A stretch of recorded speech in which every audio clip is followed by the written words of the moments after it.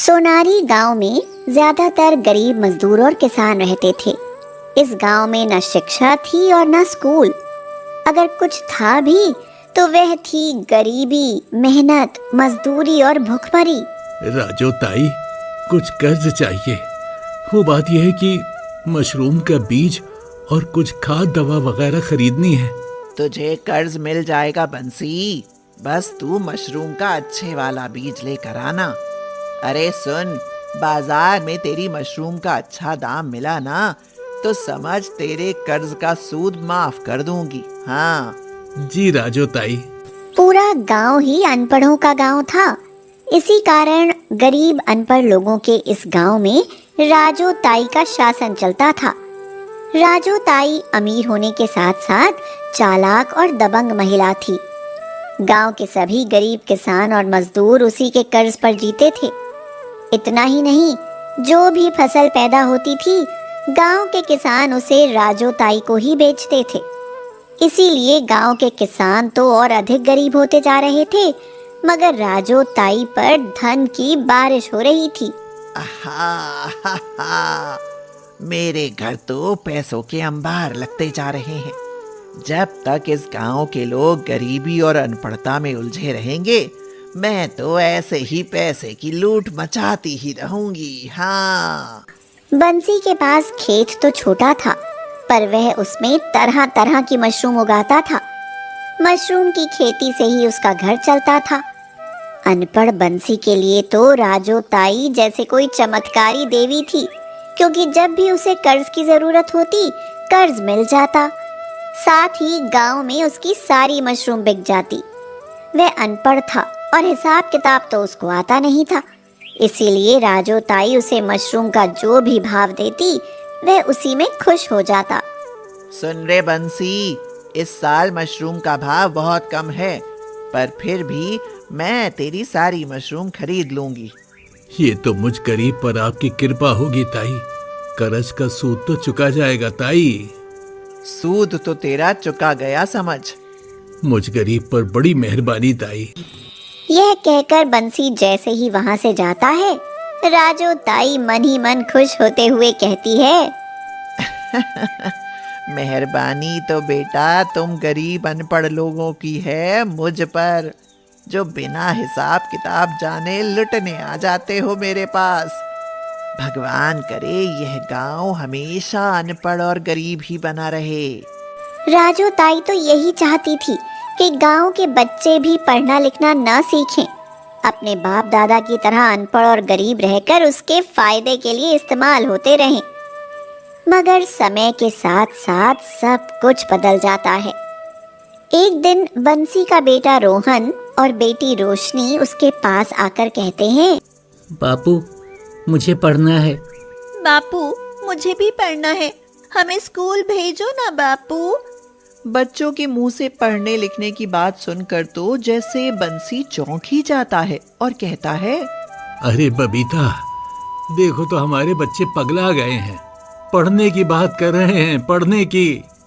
हाय राम, ये तुम कैसी बात कर रहे हो बच्चों? ये तो पीढ़ियों से किसी ने नहीं की।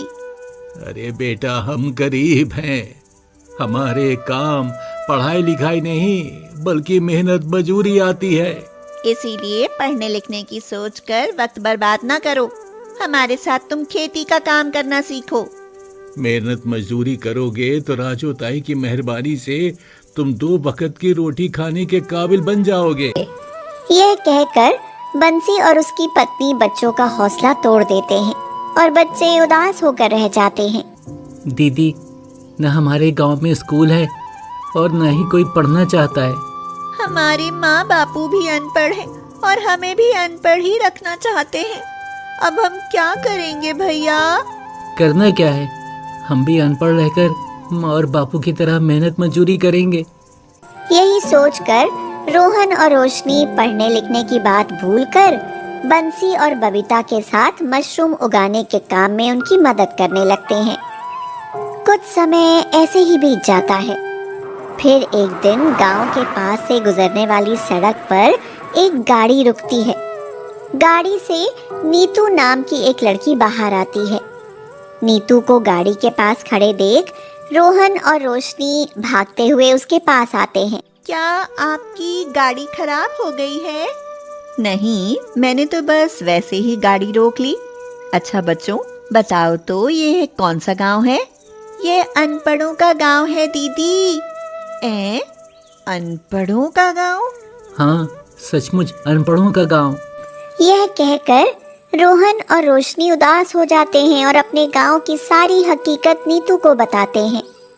उस गांव की हकीकत जानकर नीतू को सिर्फ हैरानी ही नहीं होती बल्कि दुख भी होता है।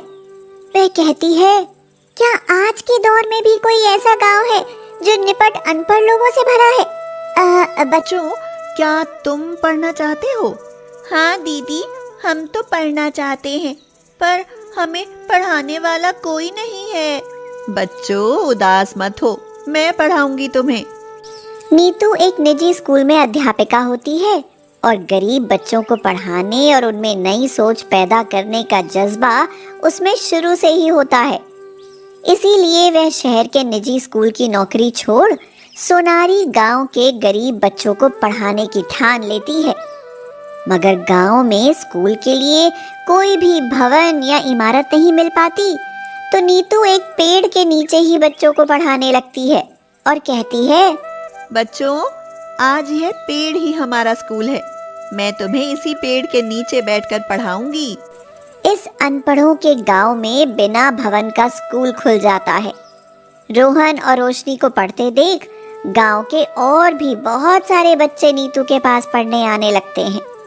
यह देख नीतू बहुत खुश होती है और कहती है, शाबाश बच्चों, अगर ऐसे ही पढ़ने में रुचि लोगे ना तो कुछ ही दिनों में अनपढ़ों का यह गांव पढ़े लिखों का गांव बन जाएगा। नीतू की यही बात जब राजो ताई के कानों में घुसती है तो उसे तो बहुत बुरा लगता है और उसे नीतू पर बहुत गुस्सा भी आता है। मैं तो सोचती थी इस गांव के बच्चे पढ़ने लिखने में कोई दिलचस्पी न लेंगे और शहर की मास्टरनी 2 दिन में वापस भाग जाएगी, पर यहाँ तो उल्टा ही हो रहा है। अरे ताई, यही हाल रहा तो मास्टरनी गांव के बच्चों के साथ साथ बड़ों को भी पढ़ाने लगेगी। फिर तो आपका राजपाट समझो खत्म ही हो जाएगा। ऐसा कुछ न होगा जग्गा, तुम्हारे जैसे मुस्टंडे किस दिन काम आएंगे। ताई, कहो तो उस मास्टरनी को आज ही मारकर भगा दें। अरे ना ना, ऐसे तो गांव वालों को हमारी नीयत पर शक हो जाएगा। अभी इंतजार करो, कुछ ऐसा करना है कि सांप भी मर जाए और लाठी भी ना टूटे। हाँ, मगर इससे पहले कि राजो ताई नीतू को गांव से भगाने का कोई हथकंडा अपनाती, बारिश का मौसम आ जाता है। तेज बारिश होने लगती है और देखते ही देखते पेड़ के नीचे बारिश का पानी भर जाता है। बच्चों, लगता है भगवान भी नहीं चाहता कि इस गांव के बच्चे पढ़ें। ऐसी बरसात और बाढ़ में तुमको कहाँ बैठकर पढ़ाऊंगी? डेस्क बेंच तो दूर, यहाँ तो सिर पर छत तक नहीं है। दीदी, आप ऐसा मत कहिए, भगवान हमारी मदद जरूर करेंगे। नीतू और बच्चों को इस तरह परेशान देख राजो ताई को तो जैसे बिन मांगे सब मिल जाता है। वह खुशी और घमंड से अकड़ते हुए अपने लठैतों से कहती है, लो, हमारा काम तो बारिश ने कर दिया। अब तो मास्टरनी गांव से भाग ही जाएगी। बड़ी आई अनपढ़ गांव को पढ़े लिखों का गांव बनाने। पर नीतू भलाई की राह पर चल रही थी। वह गांव के गरीब बच्चों को पढ़ाना चाहती थी, इसीलिए भगवान ने उसका साथ दिया। एक दिन रोहन और रोशनी खेत पर आते हैं तो खेत में बड़ी बड़ी आदमकद मशरूम देखते हैं, बड़ी बड़ी छतरी वाली मशरूम। ऐसी मशरूम देख दोनों बहन भाई खुशी से उछलने लगते हैं। रोहन कहता है, दीदी, मिल गया है स्कूल। देखो कितनी बड़ी बड़ी छतरी वाली मशरूम है। हम यहाँ मशरूम स्कूल बना सकते हैं। यह तो तुमने बिल्कुल ठीक कहा रोहन। चलो चलो, नीतू दीदी को बुलाकर लाते हैं। नीतू जब बड़े बड़े मशरूम देखती है तो मशरूम स्कूल का आइडिया उसे भी सच में ही बहुत पसंद आता है। फिर क्या था, सब मिलकर मशरूम के डेस्क बेंच बनाते हैं और मशरूम की छतरी छत बन जाती है। इसके साथ ही बच्चे मशरूम के स्कूल में पढ़ने लगते हैं और कुछ ही दिनों बाद स्कूल की चर्चा दूर दूर तक होने लगती है। जिले के शिक्षा विभाग के लोग गांव में आते हैं और नीतू की प्रशंसा करते हुए कहते हैं, आपने तो कमाल कर दिया। मशरूम का स्कूल बनाकर बच्चों को पढ़ाया। कुछ बच्चे तो पढ़ाई में अव्वल आए हैं। हम गांव में सरकारी स्कूल खुलवा देते हैं, आप उसे अपनी देखरेख में चलाइए। यह सुनकर नीतू सहित सभी गांव वाले बहुत खुश होते हैं, मगर राजू ताई अपना सा मुंह लेकर रह जाती है, क्योंकि उस दिन के बाद गांव के सब गरीब नीतू की मदद से हिसाब किताब रखना सीख जाते हैं।